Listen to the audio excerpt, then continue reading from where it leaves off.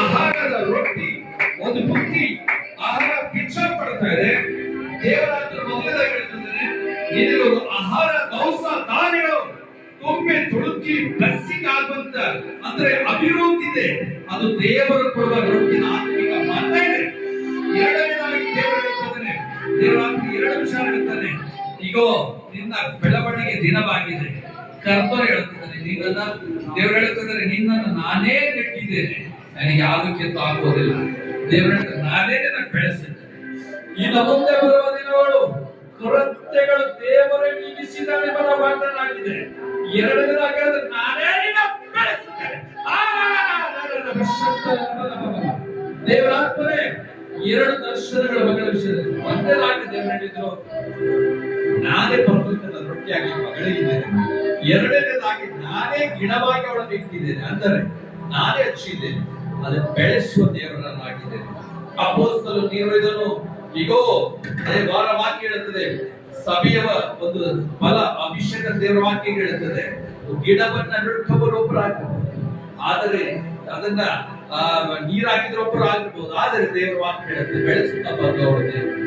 2 ದರ್ಶನಗಳು ಪ್ರಿಯ ಸಹೋದರಿ ಹೇಳ್ತಾರೆ, ಈಗೋ ನಿನ್ನ ಪರಲೋಕದ ಆಹಾರವನ್ನ ದೇವರು ಬುದ್ಧಿಯನ್ನ ಒಳಗೆ ಸಮೃದ್ಧಿಯಾದ ಆತ್ಮಿಕ ವರಗಳು ಅಥವಾ ಆ ಒಂದು ಲೋಕದ ರೀತಿಯ ಆಹಾರಗಳು ಕೊರತೆಗಳು ಇರೋದಿಲ್ಲ. ಎರಡನೇದಾಗಿ ದೇವರು ಹೇಳುತ್ತಿದ್ದಾರೆ, ನಿನ್ನ ಅಭಿವೃದ್ಧಿ ಇರುತ್ತದೆ. ಅಭಿವೃದ್ಧಿ ಸ್ಟಾರ್ಟ್ ಆಗ್ತದೆ. ಆ ಅಭಿವೃದ್ಧಿ ಹೀಗಿರುತ್ತದೆ, ಅದು ಪರಿಶುದ್ಧವಾದ ದೇವರೇ ಬೆಳೆಸ್ತದೆ, ಮನುಷ್ಯರಲ್ಲ. ದೇವರು ನಿಮ್ಮನ್ನ ಅವನು ಉನ್ನತವಾದ ಕೈಯಲ್ಲಿ ಹಿಡಿದಿದ್ದಾನೆ. ಪರಿಶುದ್ಧಾತ್ಮ ದೇವರೇ, ಈ ಕೊಟ್ಟ ಸಭೆಗೆ ವಿರುದ್ಧವಾಗಿ ದೇವರೇ ಹೋರಾಡುವ ಮಠಗಳು, ಅಯ್ಯ ಮಂತ್ರ ತಂತ್ರಗಳು, ಇಲ್ಲಿ ದೇವರಾತ್ಮರೇ, ಇಲ್ಲಿ ಎಷ್ಟೋ ಜನಗಳ ಪರಮಾತ್ಮನ ಮಂತ್ರ ತಡಿತಾರೆ, ಅದನ್ನು ಯೇಸು ಬೇಕಿಸ್ತೇನೆ ಅಂತ ಕಾರ್ಯಗಳು ಮುಗಿಯುತ್ತದೆ. ಮಂತ್ರವಾದಿಗೆ ಯೇಸುವಿನ ಸಮೀಪಿಸುತ್ತೇನೆ, ಕರ್ತನ ನಾಮದ ನಾನು ಕಾದಿರಿಸುತ್ತೇನೆ. ದೇವರಾತ್ಮನ ಕೆಲವು ಫೈನಾನ್ಷಿಯಲಿ ಬ್ರೇಕ್ ಆಗ್ತದೆ, ಜನಗಳು ಬ್ರೇಕ್ ಆಗ್ತದೆ, ಕೆಲವರಿಗೆ ಅಡೆತಡೆಗಳಾಗ್ತದೆ. ದೇವರೇ ಅದನ್ನು ಮುರಿದು ಬಿಟ್ಟು ಇದು ಶೈಲ ಬಾಗಿಲು ತೆರೆ ಮಾಡಿ ದೇವರಾತ್ಮನ ಅಭಿಷೇಕ ಮಾಡಿ. ದೇವಾ ಗೋಲಿಯಾತನನ್ನು ಹೊಡೆದುಳಿಸಿದ ದೇವರೇ, ಈ ಸಭೆಗೆ ವಿರುದ್ಧವಾಗಿರುವ ಮಂತ್ರವಾದಿಗಳ ಹೊಡೆದು ಉಳಿಸಲು ಬೇಡುತ್ತಾರೆ.